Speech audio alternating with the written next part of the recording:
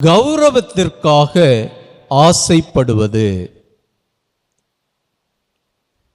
ஏன் நாம் கௌரவத்திற்காக ஆசைப்படுகிறோம் பணி செய்யும் பொழுது என்றால், ஏஜே குரோனின் என்கின்ற எழுத்தாளரும் மருத்துவருமான அவர் தன்னிடம் பணி செய்த ஒரு பெண் செவிலியரை உற்று நோக்குகின்றார்.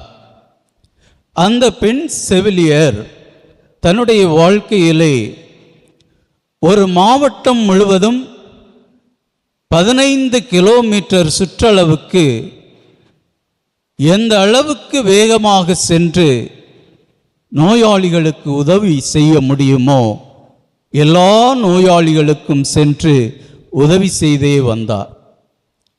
அவருடைய முகத்தில் எப்பொழுது பார்த்தாலும் ஒரு புன்சிரிப்பு இருக்கும். எப்பொழுது பார்த்தாலும் பிறருக்கு உதவுகின்றோமே என்கின்ற நல்ல பண்பு இருக்கும். அவருடைய முகத்திலே எப்பொழுதுமே நான் என்னையே முழுமையாக இந்த நோயாளிகளுக்காக அர்ப்பணிக்கின்றேன் என்கின்ற அந்த வாஞ்சை இருக்கும்.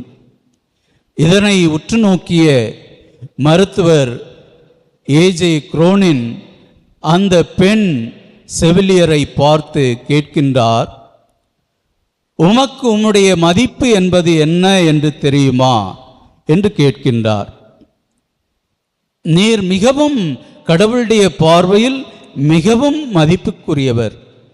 ஏனெனில் எந்த நேரத்தில் எந்த இரவு பொழுதில் ஒருவர் தொலைபேசியில் உம்மை தொடர்பு கொண்டாலும் அவர்களுக்கு ஓடோடி சென்று பணிவிடை புரிகின்றீர். ஆனால் உம்முடைய ஊதியமோ மிக குறைவாக இருக்கின்றது. ஆகவே நீர் பணிவிடை புரிகின்ற அந்த நோயாளிகளுக்கு சொல்ல வேண்டும், என்னுடைய ஊதியத்தை நீங்கள் கூட்டி கொடுங்கள் என்று நீர் கேட்டுக்கொள்ளலாம்.